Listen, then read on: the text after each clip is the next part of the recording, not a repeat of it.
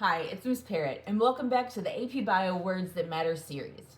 In this series, we decode words that you're going to see on the AP Bio exam. Not necessarily scientific vocabulary, but important words that you need to know and understand to be able to read the question, understand what it's asking, and give the best answer to earn the most points. Today we're going to be looking at the second 5 in skill set B, which is explaining biological processes. So all these words you could see in any sort of question about systems, anything from a molecular system to an ecological system. All right, our first word is initiate, or to begin an action. So an example of a way you might see this in the AP Bio exam would be the signal molecule initiated the transcription of the gene. That means it kicked it off, it made it start, it began the action of transcription. Our next phrase is contribute to. When AP Bio says contribute to, you need to think in your mind, that means to play a role in. So we could say over application of herbicides contributed to the evolution of herbicide-resistant weeds. Our next word is result in.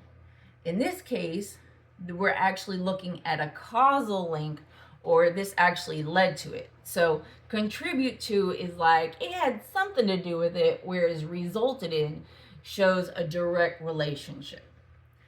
So in this case, an example might be a mutation may result in a non-functional protein. Interact, when parts of a system interact, that means that they affect each other. So we could say that an enzyme interacts with a substrate at the active site to produce products. Then finally, we have depend on, which means it's required to occur. So a very simple example would be like photosynthesis rates depend on light availability. So that if we know that photosynthesis rates depend on light availability, when there's more light, we're going to get more photosynthesis. And when there's less light, we're going to get less photosynthesis.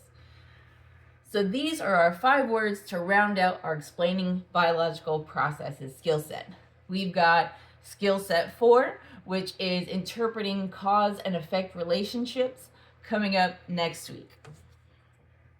If this video was helpful, please don't forget to give it a like, subscribe to my channel to watch me get whacked in the head by boards. No, subscribe to my channel for more videos like this. Leave a comment, a question, or an emoji down below. And teachers, you can check out my TPT store for resources that go with this and all my other AP Biology videos. Until then, keep learning, keep growing, and we'll see you next time.